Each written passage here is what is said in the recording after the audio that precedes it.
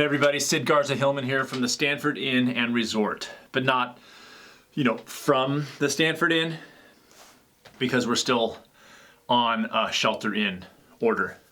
If you know me, because you've been to the resort, you do know me then, you will know that I quit all social media personally and really limit my news.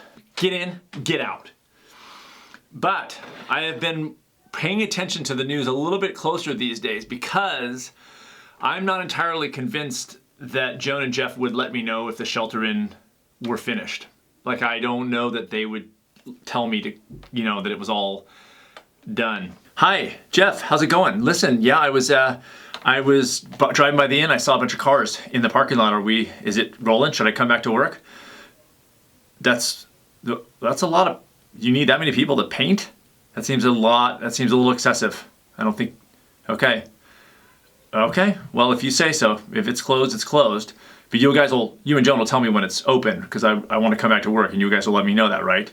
Okay, my phone's always on, right? It's ready, okay?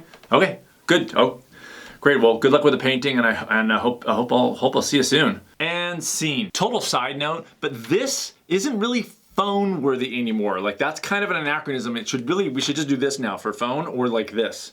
Hello, yes, yes, hello. One of the classes I teach at the resort is my small steps class. I have a very particular approach to health and happiness, and it's via my brand of small steps. It's not everything small, the same size. It's teaching people how to figure out what is small to them. So somebody's small step may be relatively big, others might be relatively small. During this time, this coronavirus craziness that we're in, one of the things I teach when I teach my small steps approach is what I call the me, not me game, okay? Grammatically, it's not the best. It should be the I, not I, but who's counting? The origin of the me, not me game was because of my work with private clients, where I realized that a lot of their language was sort of speeding themselves up. Like just the messaging they hear, I'm fat, I'm lazy, I don't have the discipline, I'm a binger, I overeat, I have no self-control. And what I realized in talking to them and through my coaching, that a lot of the things they were saying about themselves simply weren't really who they were. And it was a game changer, because I was able to, through a exercise that I do with them and do with now that when I teach people at the resort, which is to write down what their ideal life is as if it were happening already. And most of the things they would write in their ideal life sometimes were at odds with how they've been living. So in other words, they might be a binger and an overeater, and they might be even overweight. In their ideal life, they write, I'm at a healthy weight. I have a healthy relationship with food.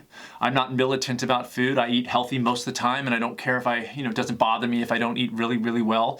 Something they would write about their ideal life was often at odds with how they were living in the world. I wanted them to focus on what they wrote in their ideal life, because I think that that's a representation of who they are actually. And then they can take that next step and say, okay, well, now let me look at the things I'm doing in the world.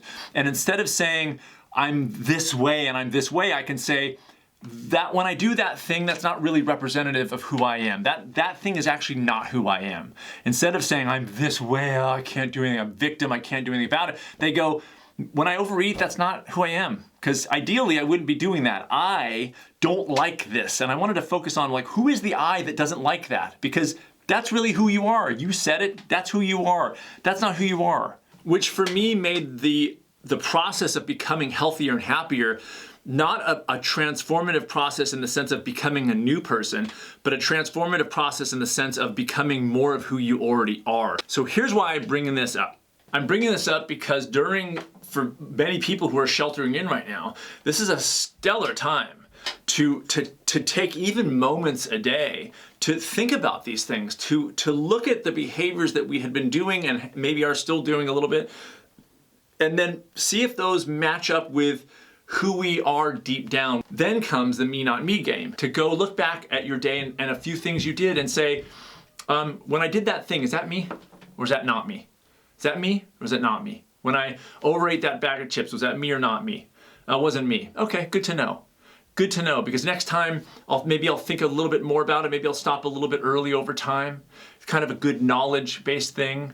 How great is that to contrast that between feeling bad about eating that bag of chips? Or maybe on a day you go, yeah, I ate the bag of chips, I ate too much. So what? Big deal. That's totally who I am. Once in a while, I'll overeat a bag of chips.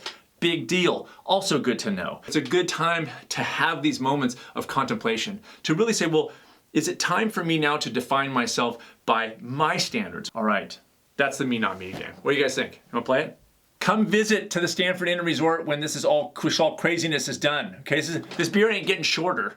Okay? And when the resort opens, because it will open, shoot me an email if you don't mind, just to me, and just say, hey, FYI, Sid, the Stanford Inn is reopened. You can go back to work now, okay? Because again, I mean, if you guys know Jeff and Joan,